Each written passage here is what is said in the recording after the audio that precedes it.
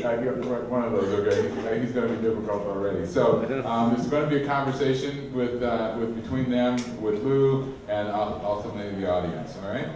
And Shrihari is from India. You actually got an interesting position. You got a film that you've directed in the festival, 1,000 Rupee Note, and then you also have a film that you've produced in the festival too, which is Tatar. All right, Lu's going to take over as soon as she finishes drinking her water. Regardless of what it looks like, these guys are drinking coffee, and we'll go from there. Hello, as Craig said, I'm Lu Lippold, and I have the privilege of chatting with these gentlemen, and this is a discussion, so if you have a question, shout it out, and we'll repeat it so that their taking of it will happen. So I was wondering if you guys, Shrihari and Magnus, from Sweden and India, respectively, could tell us a little bit about what led you here right now. Like, what movie? I don't know if people. Has anybody seen Everybody Has a Name yet? Is that even screened yet? First screening tonight. Oh, first screening night. Do not miss it. It's stunning. And Shrihari has a Dutar and 1,000 Rupee Note. Has anybody seen that yet? Anybody's come from that screening? Okay, so why don't you guys give us a little background about it? Well, we're going to put on another screen because everybody needs to see that. That is killer. So maybe tell us a little about what you've got screening, what you're working on right now, and what led you here, and something about your background in film. And you've worked with people in cultures far and wide. So kind of give us the global perspective on your work. Okay, the global perspective.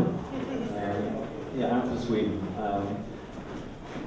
Just to say a few words about my background. I'm a former journalist. I've been working loads of years for radio and television. And I've been doing a lot of music production as well, music production in radio. But after a while, working with television, I realized that I don't fit into that system of classical journalistic storytelling. You want to say why that is? Like, Yeah. what's the distinction? I mean, when you're doing a classical journalistic story, you have the black and white perspective. You need to have it. It's one side and the other side. You don't have the kind of the gray. You call it gray scales. You call it. I mean, the gray areas in telling stories about people. For instance, in a documentary, you can have a person telling something at the beginning of the documentary. After 45 minutes into the documentary, you realize that he was lying. Now he tells another story. When We're you not do, talking about the jinx, though. Yeah. We're not going to talk about that. yeah. So you can portray people in a totally different way. And we're also working with the time scale. That's our best friend as a documentary filmmaker. In the beginning of the film, you meet a guy. He's happy. He has a good relationship. Lovely girlfriend, the best job ever. And after 1 hour into the documentary, he's unemployed, lost his girlfriend, and so on. I mean, that's the time scale that we're working with. Things are happening. That's exactly what we need and we can portray. This film I'm here with is called Every Face Has a Name. And this is a project where I've been working with specific material from my hometown, which is Malmö in south of Sweden. There is one point where my hometown Malmö is, in a way, encountering world history, and that is at the end of April 1945, almost at the end of the Second World War. Suddenly, in the harbor of my little peaceful town in Sweden, there is ships coming in with survivors from the concentration camps, and they are taking their first steps in freedom, actually in the harbor of my hometown. And my father always told me about this moment because when he was a very little boy, he was standing there seeing these people arriving, and he told me, "You need to do something about this. And if your father tells you to do film, you don't want to do that film." So It was first at the moment where I realized someone had been filming exactly what happened in that moment. So in the Swedish National Television Archive, I found material from that specific day when people are arriving. And you see a little girl coming off the ship, you see groups of people standing there looking confused, looking happy or almost sad. And I was so fascinated by that material because it was a big material and very, very well shot. It's like in a way if you have an old photo, black and white photo that is like 100 years old, and you look into the faces and you start to wondering, who are these people? What could this be? And what are their stories? So in a way, I was doing the same thing with this material 70 years ago, shot 70 years ago. Who are they? Who are these people? And then I started the process that has led to the film that I have here now. And was that the same footage you were working with in your previous? Yeah. I've been doing an earlier film where I'm telling the big story about what happened and why they came to Sweden and how the Swedish people took care of them and so on. The new film is more of a conceptual film. It's all about faces in an anonymous crowd. Who are they? And it's also a film about the complicated moment of liberation. So I really tried to make a film about the moment. People coming off the ships, looking around, I'm free. Is this true? Is this really happening? It's absolutely stunning. I really recommend it because everybody's probably seen Holocaust films. It's almost a genre. And to see people reacting to seeing themselves in this footage from 1945 is just, it's really unbelievable. Also, I just showed the Ella Renee film Night in Fog to a documentary class, which if you've seen that one, you've seen the worst of the Holocaust, and so it was a very nice antidote. Yeah, I was trying not to do a Holocaust film in many ways. So everything that has to do with the Holocaust, I edited out. It's on the floor in the editing room. To me, it was so much about doing this to transfer it into a universal story. This is happening every day in the world today. Refugees coming from a war zone, suddenly they're free, suddenly they're liberated. But what is going to happen now? That's why I also have, if you see the film, I won't tell you everything, but there's a modern layer in the film as well. So Shrihari, do you do documentary or are you 100% narrative? I would say primarily narrative. Got involved in a documentary recently called The Syndrome, about the shaking baby syndrome in the US, and it's traveling in custody. But I would say 99.99% narrative. So you want to tell us a little bit about your... I'm here, I'm from Mumbai, and I'm here with two films. One's called Guitar, and I'm one of the producers of the film. It's a US, Pakistan, Norway production, and the other film is Thousand Filipino, which I directed and produced, and it's an Indian film. And how did you become whatever it is that you are? Producer, director, sometimes writer, sometimes director.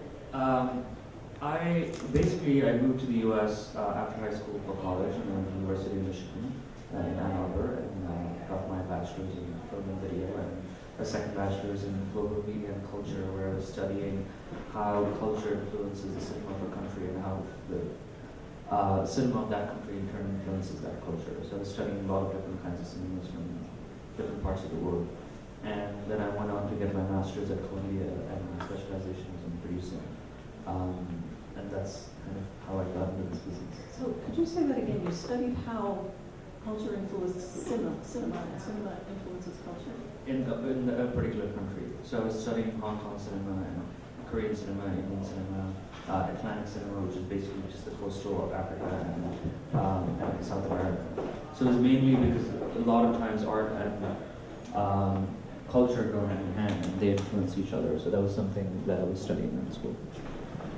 Well, that certainly is apropos to our topic today of global cinema.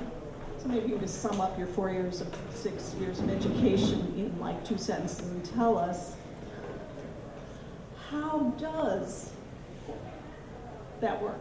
Culture, cinema. I think it changes over time, and I find it very interesting that a lot of times there will be where art imitates real life, and real life sometimes imitates art. So there was a couple of instances in India.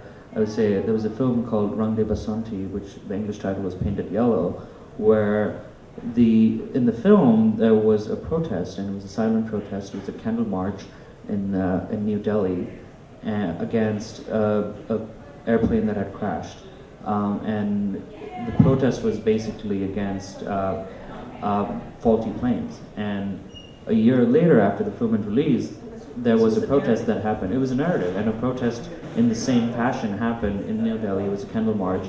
So the scenes that you see in the film kind of actually happened in real life a year later. So I think there are instances where audiences get influenced by the films that they watch, or inspired to question or create a dialogue or start a dialogue in the culture. I mean, in the instance of Duktar, the film that I have here, it's filmed in Pakistan, it's set in Pakistan. It's inspired by a real-life story of a woman who kidnapped her 2 young daughters to save them from child marriage. So in the case of our film in Duktar, art was imitating real life, but it's a completely fictionalized film. But the whole idea of it is to start a conversation in your society to stop the practice of child marriage. And so I think I'm finding that more and more happening all over the world, where cinema and culture, or cinema and influencers, are now starting to speak to each other in terms of what they want to see in terms of a change in society. That's interesting, because a lot of times when film is criticized for its cultural influence in some negative way, then the defense is, oh, it's just entertainment. You know, movies aren't influential in any particular respect. It's just a movie. But you're saying quite the opposite. Well, I think there are both sides to it. So it can have a negative impact as well as a positive impact. I choose to focus on the positive. Well, I don't know if all of you saw the opening night film, but I hope that one won't lead to a rash of 100-year-old men jumping out of windows and then committing a lot of murders sort of by accident. But it might. So one thing, how many people here are filmmakers themselves? Because one thing that's kind of, I was looking at the credits in both of your films, like about how these things were financed. And how do movies come to be in different countries? We only know, everybody here knows how they're made in Minnesota. You try to get a grant and you do a Kickstarter campaign, and then you lapse into despair, and then you quit and get a day job. But, or maybe not all. But I mean, it looked like there was a lot of co-production going on with both of you. Now you have your own production company, so maybe that's a different story. I mean, financing is what people think I'm out shooting and traveling to interesting places all the time, but I'm actually working a lot with the financing as well, because that's what you have to do. When it comes to documentaries, it's not the same amount of money, but it's the same amount of financing work. I always start with Swedish National Television, that's my first partner, and then we have a National Film Institute that also gives support to films. But it's not enough with the money I can find in Sweden. I have to go to other countries. I have to go to other Scandinavian countries, and I have to go to probably some European TV channels as well. So this latest film has only, I think we only have one co-production partner, but we have pre-sold it to 7 countries. That's how we have to do it. There's no other option. So pre-sales is your European pre-sale is your primary. Yeah, and I mean the money is in the production phase. Some people think that you do a very good film and then you start to sell it and then you get a lot of money. The money is in the production phase. You can get some money out of making a good film and then you have an international distributor that's selling your film. But that's just a small amount of money. The big money I have to get from the start. How are your films distributed primarily? It's my main distribution. The big audience is TV. It's TV channels. So the one I had here 3 years ago, I think it was, it's sold to like 14, 15 TV channels, 14, 15 countries. This one so far is, I don't know, 7, 8, but I'm sure we'll have like 15 countries as well. But we always try to do some kind of theatrical release with our films in Sweden because we think it's so important to maintain this way of watching a film together with other people in a good cinema and a good theater, even though it's documentaries. We still think it's so important. And then we also, of course, are doing a lot of festivals with our films. So that's why I have a festival version of my film, but also have a TV version of my film. The shorter one is the TV version. Where are you in your festival run right now? We just started. I've been doing one international premiere in Thessaloniki in Greece, and I actually won the International Critics Prize there. Wow. So I'm very happy about it. Very good start. So this is our first American screening. So, in the beginning.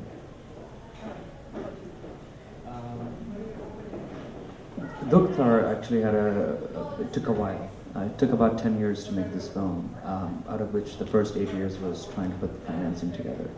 So the film is basically a co-production, as I mentioned earlier, between US, Pakistan, and Norway. And we've received... How did Norway get in there? The way Norway features, Norway has a grant called the SOAR Fund, which in basic terms is to provide granting to filmmakers from countries that are south of Norway.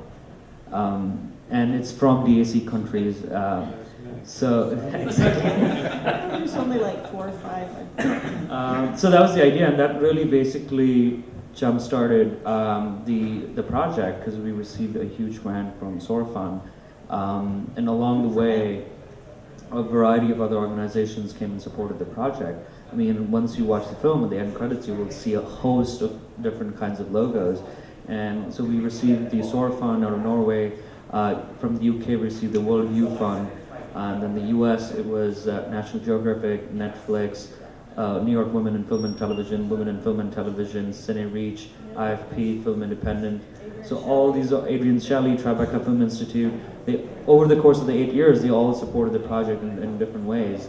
And the film was entirely shot in Pakistan. So it was definitely a challenge because it's not in English language. It's by a first-time female director. It has 2 females in the lead. So it kind of had all the ingredients that makes it difficult to finance a film in the film. Which is so wrong, if I may interject.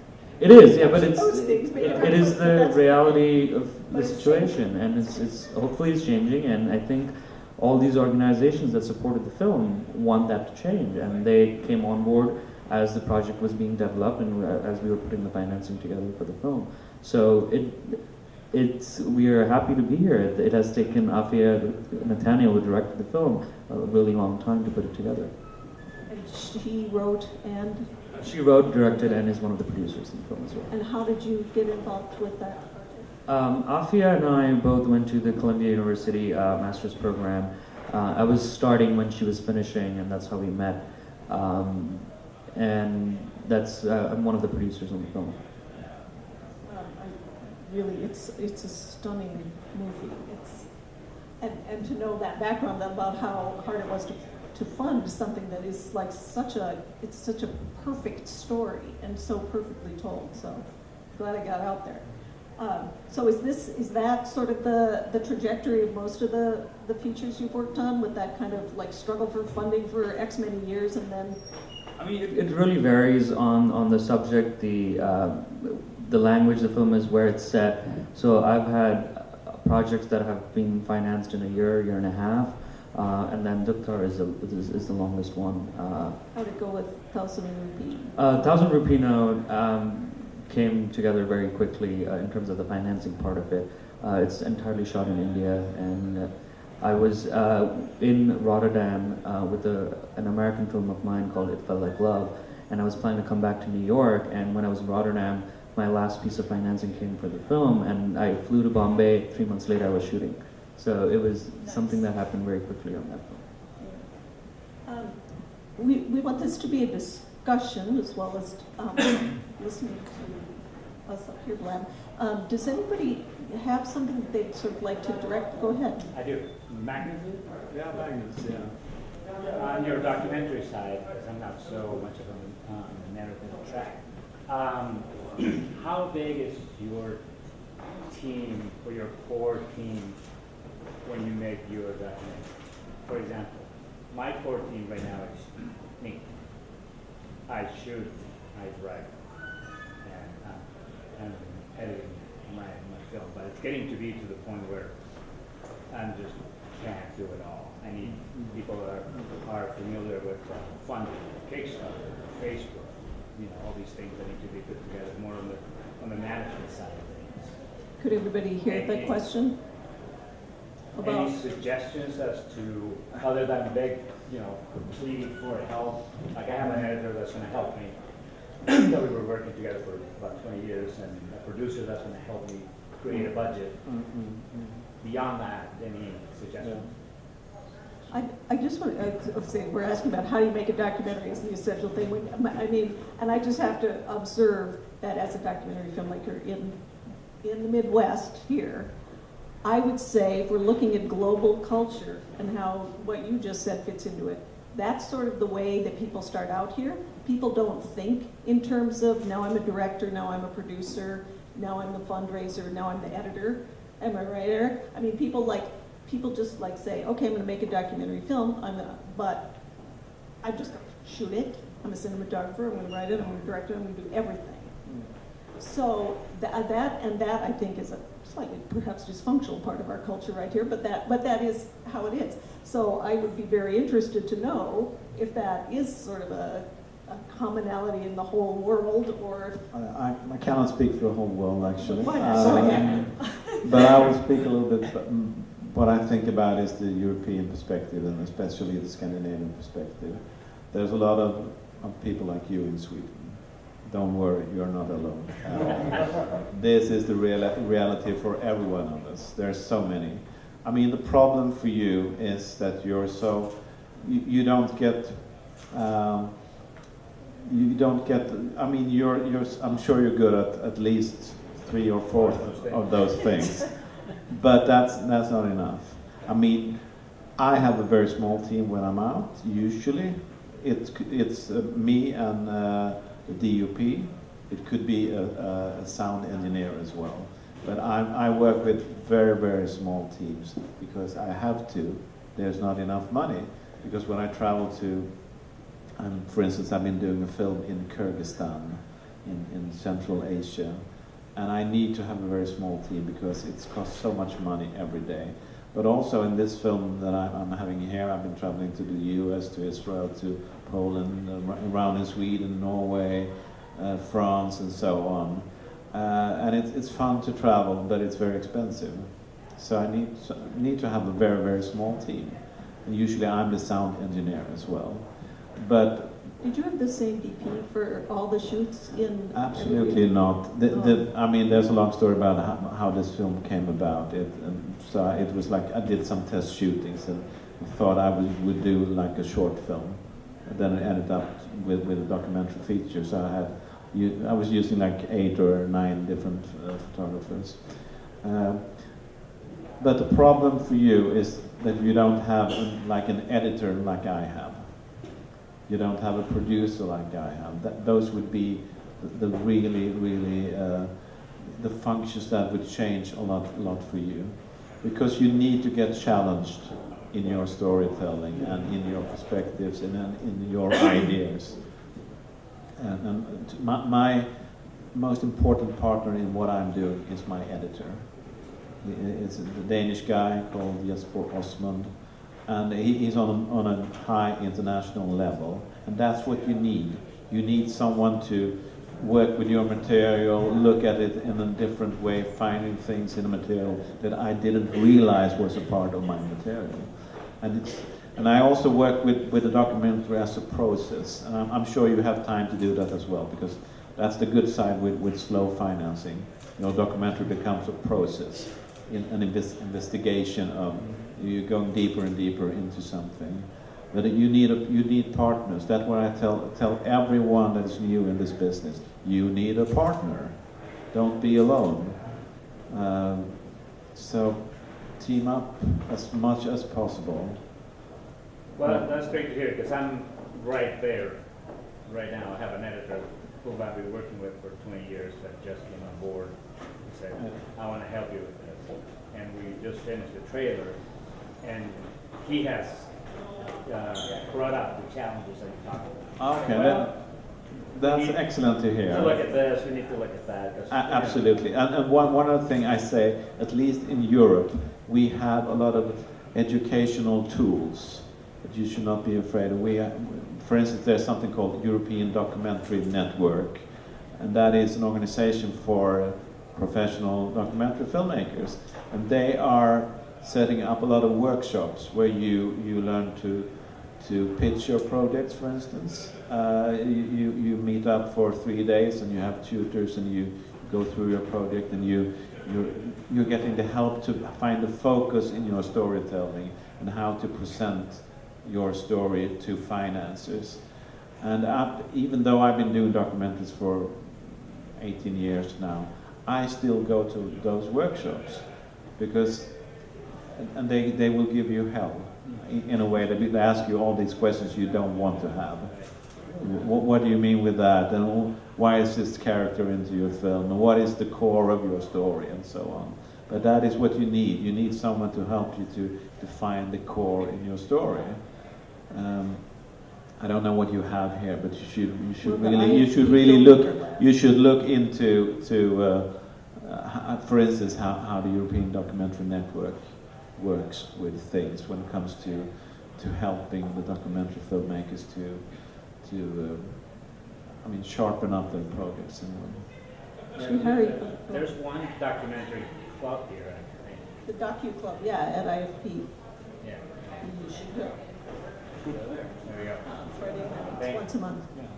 So there are a lot of other programs in different parts of the country. Like in New York, there's the Documentary Filmmakers Lab that IFP hosts. In LA, there's the Film Independent Documentary Lab.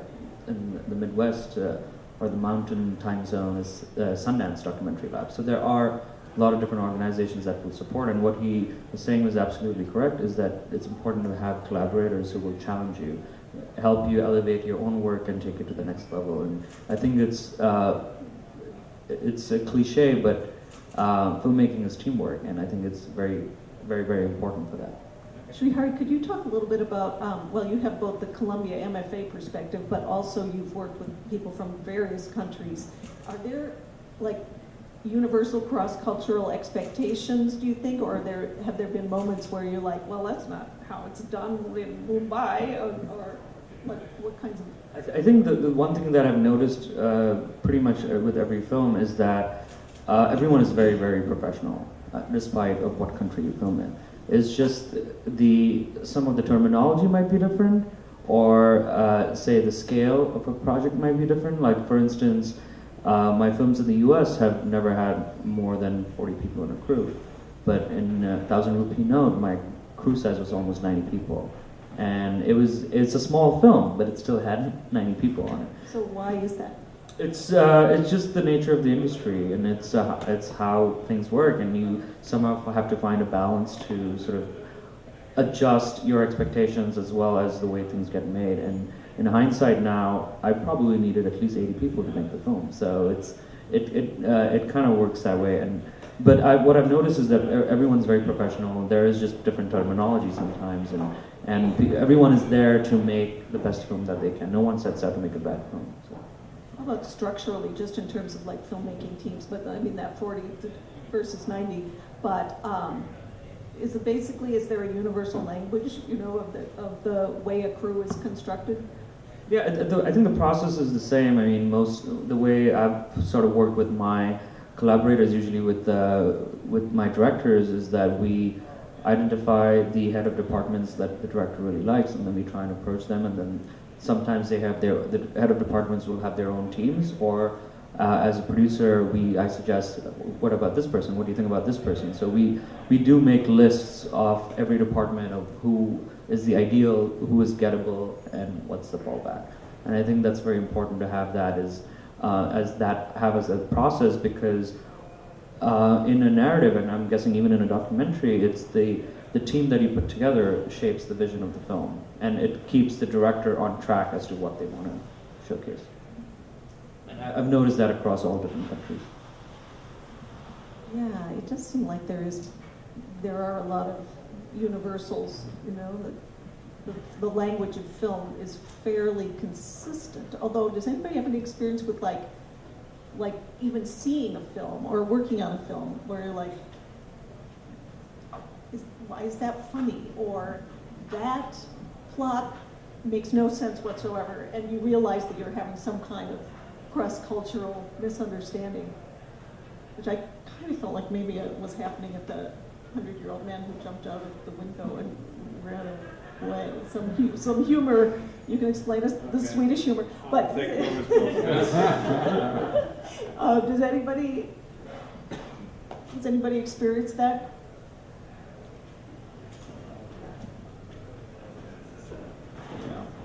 I'm not sure if I even like your 100-year-old film. It's actually the most popular film in Sweden ever. Really? I'm not in tune with the mainstream right now. Sorry. But I mean, of course, you have, when it comes to sense of humor, it's different from different countries and so on. But and I would say that the classical narrative is to be found almost everywhere, but in all countries, you also have someone who's going to challenge the mainstream, challenge the classical narrative, storytelling. And in Sweden, for instance, we have loads of them. You have them in the US, loads of them as well. So I'm not sure if it's a question of different cultures, different countries. It's more of mainstream storytelling, because it's so international, film language. Everyone can see it wherever you are. I mean, for instance, I have a friend in Jakarta, in Indonesia, and I'm from Sweden. And when I came to her, she asked me, "Could you please bring with you this CD with this underground Icelandic rock singer?" And she was more familiar with that artist than I was. I mean, Icelandic. I know some Icelandic artists, Björk, for instance. But that's how the world works today. It's you have the underground levels, you have the mainstream, and so on. So to me, it's not a question of cultures and countries anymore. I had a feeling in Duktar, there was a moment when the word Bollywood came into my mind. And I realized, that is an aesthetic that's in this that would not be there if it were if this were an American movie. Do you know what part I'm talking about? Or are you like, shut up, this is so not Bollywood? Well, I think a lot of people, in my opinion, first, if a film is from South Asia, automatically say Bollywood. Bollywood is an industry, and it is not a kind of cinema. And I think that's an important distinction. One thing I would say is that most South Asian films do have a huge musical component. Not necessarily lip-syncing songs, but just music is a very, very important part of the cinema in that region. And it's almost an expectation that there would be music in a film if it comes from India, Pakistan, Bangladesh, or Sri Lanka, because it is an important way to convey an emotion or enhance or heighten an emotion an audience is watching and on film. And even with Duktar, the music, we have two composers in the film. One is a Pakistani composer who did all the songs, which is everything with vocals, and we had an American composer who did all the background score. So that was sort of the idea that Afia originally always wanted to go with when she was working on the script, was to have this sort of hybrid collaboration between the East and the West, and because through music, what you're trying to convey is the emotion, and emotion doesn't have any boundaries or any culture. It's a beautiful soundtrack, beautiful score. And also, I didn't know she was from Lahore when I saw it, but there's kind of a love story to Lahore in there. Did you feel like that? Yeah, I mean, of course, it's very much a love letter to the country. You know, I mean, it is showcasing an issue, but it is still showcasing an issue in a way that can affect a change. I think there are a lot of films in this festival that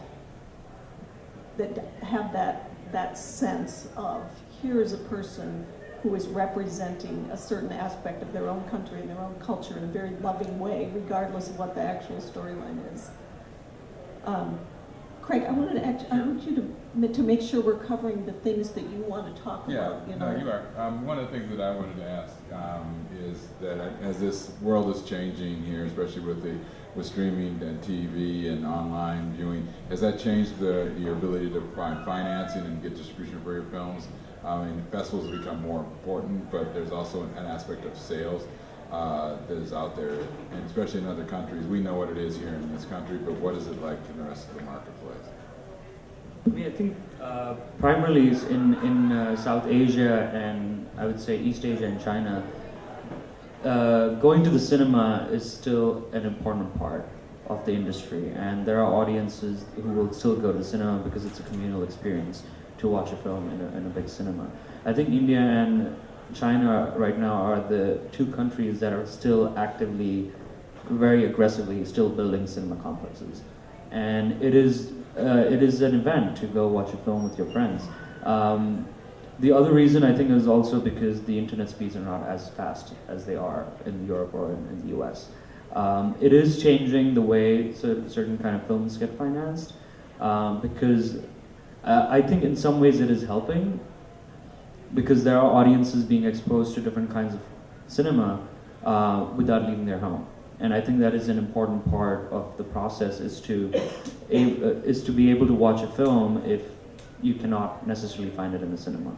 I would say that it's still important. I think festivals are doing a great job with showcasing world cinema to local audiences, and I think that's one of the topics of this conversation is showcasing cinema from different parts of the world to a local audience, and they do help educate the citizens of any city to what is out there. It is the cheapest way to travel the world without leaving your city, and I think it's an important part of our culture.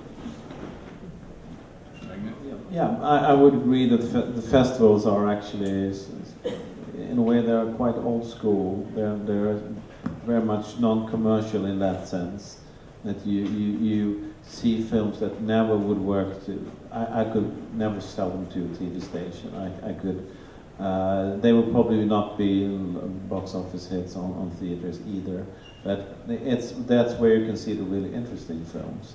They're maybe not the most well-financed films, but you will see the most interesting films. You will see that in festivals that are taking some kind of artistic responsibility, like you are here, for instance. I mean, it's an amazing mix of films you have here. And you can, in the documentary field, you can go to Hot Docs Toronto or IDFA in Amsterdam. That's two of the biggest documentary festivals, where you can see probably not the most well-made films, but the films that would probably make it will change your view on the world in some way.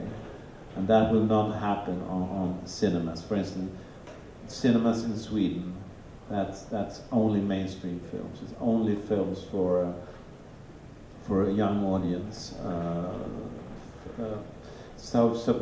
then we have on the side we have some documentary distribution on Cine as well. But it's so festivals are so important right now.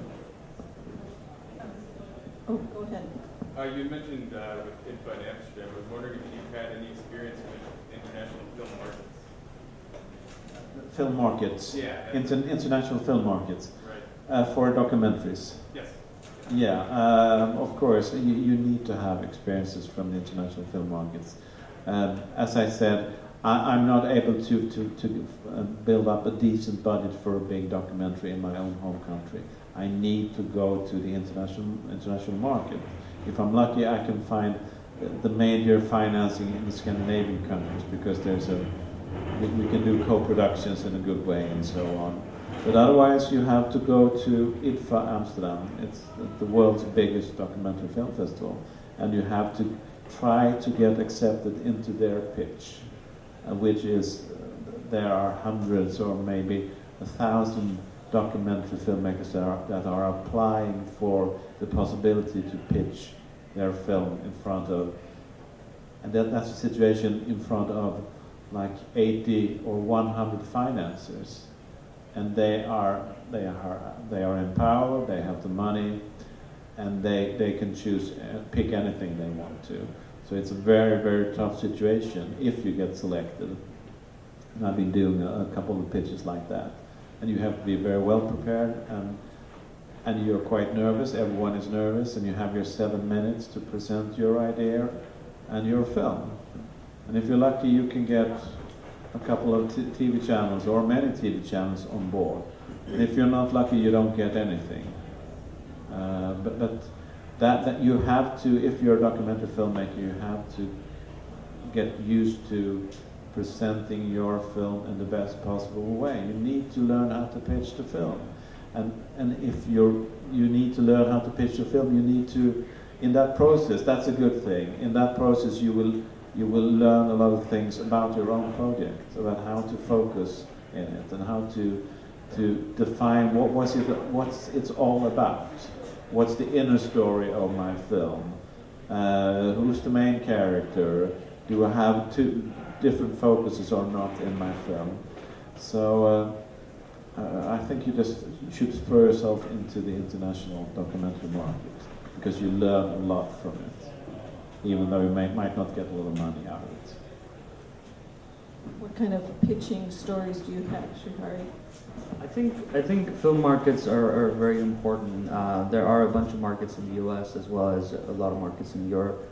But what Magnus was saying was exactly right, is that while you are pitching, you find new ideas for your own project. I mean, usually I accompany my director when we are pitching at a market, and we sort of tag team in the pitch. And for us, it's an interesting way to find a new outlook on the narrative, on how this story needs to be told, or how this changes the pitch or the treatment that we are working on. And it's also a really good way to build a pedigree for your film. It helps you get your film out of your own bubble and expose it to a lot of industry professionals all over the world. And I think along with trying to make the film and financing the film, you have to find champions for the film. Champions for the film who will help promote the film when the film comes out. So markets and foundations and grants kind of do that. They want the projects that they support to succeed. So if you sort of have a project that can be presented at a market, when the film actually gets made and is out, they will tweet it out, they will Facebook it, they will let the people in their region or their supporters know that, hey, this is a film we have supported, you should go check it out. So I think it's a very important part of building an audience while you are trying to put the project together. Are you including crowdfunding in that? Of course, yeah. I think crowdfunding is not just a way to try and get money to make your film, but I think it's also an important way to build your audience. So if someone is giving $10 to your film, they are more likely to see it and recommend it to people once the film comes out. And it's sort of bringing on angels onto your project at a very early stage. Other questions? I've sort of lost you. You mentioned Malmo in Sweden. Are you familiar with a band called Emerald Park? The question is if I know every band in Malmo. No, just one. Emerald Park. I've heard. Do you have something you want to play for I us? know about the band, and I haven't seen them live. I'm in Malmo. It's like Sweden. There's so much music coming out from Sweden right now.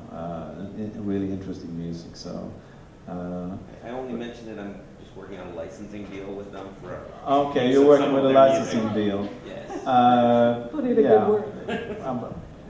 You are you in contact with them or? Yes. Yeah, you're in contact with them.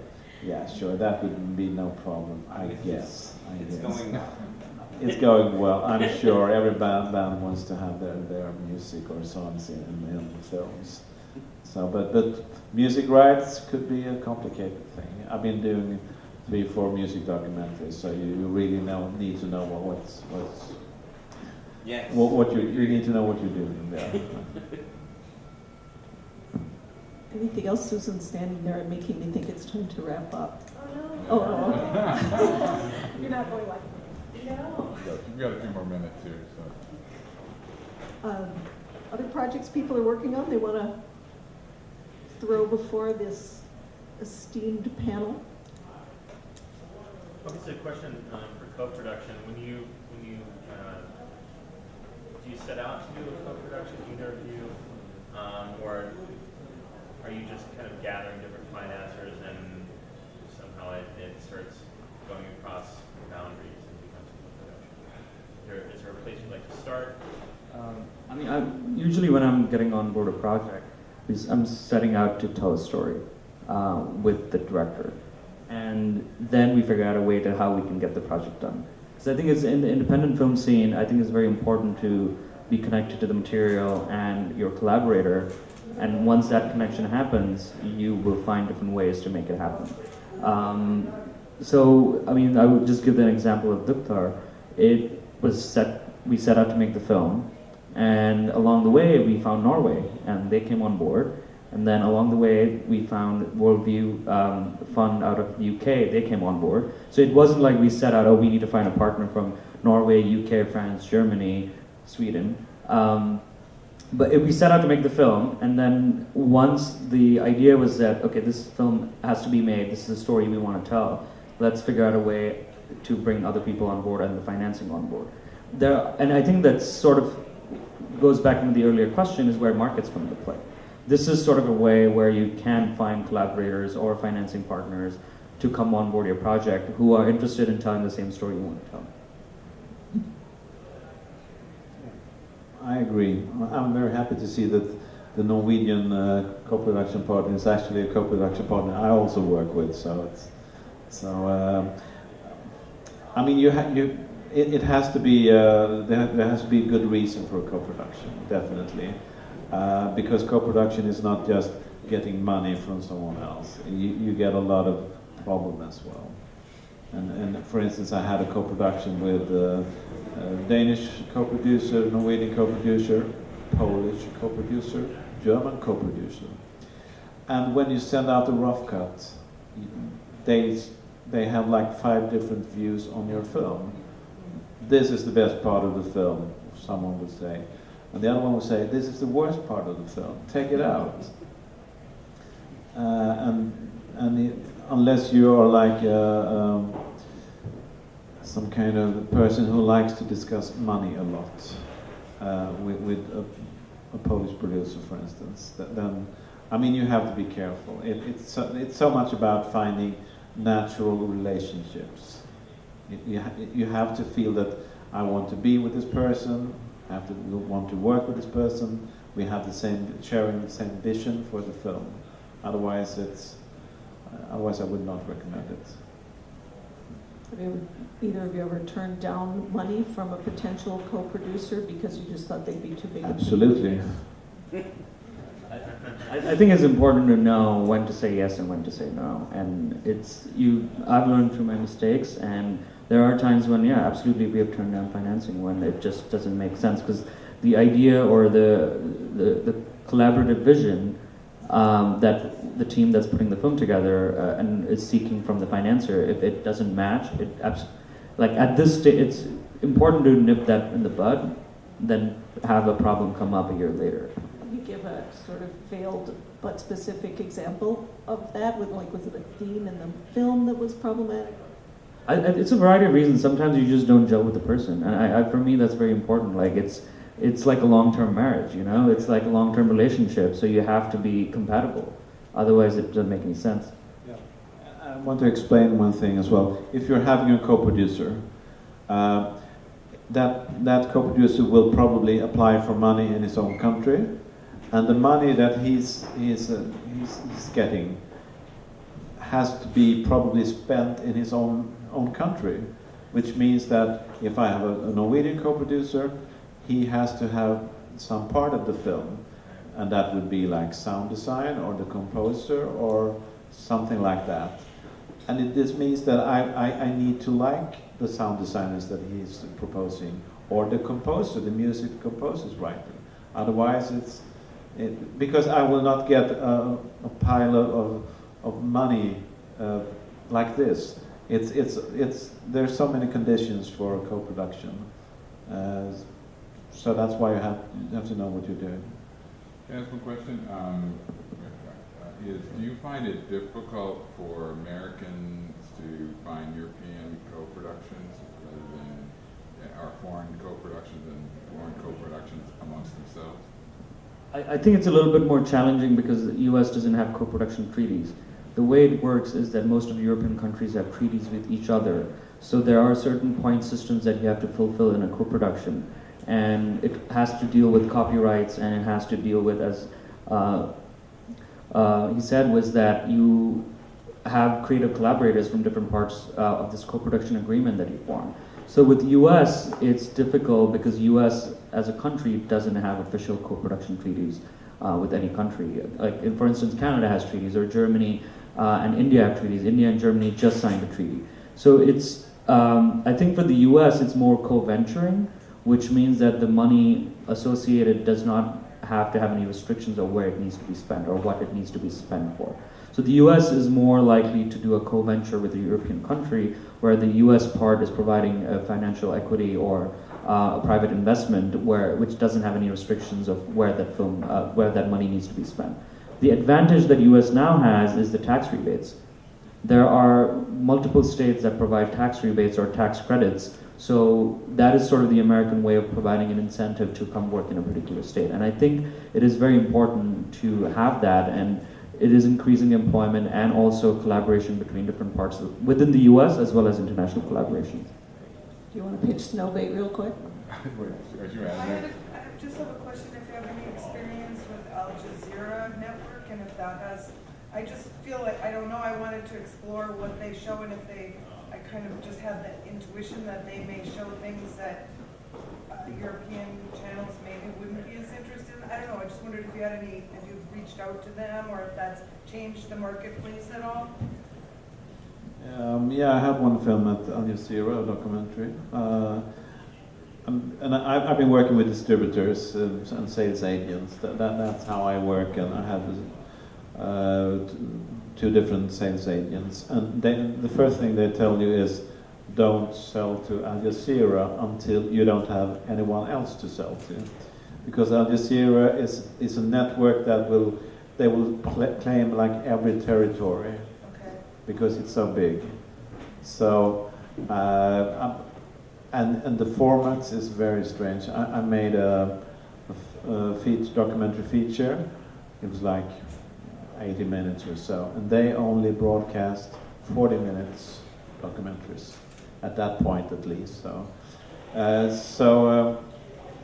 and that said, they are still interested in subject matters that other channels are not interested in. That's what I thought. Yeah, but then you have to live with that.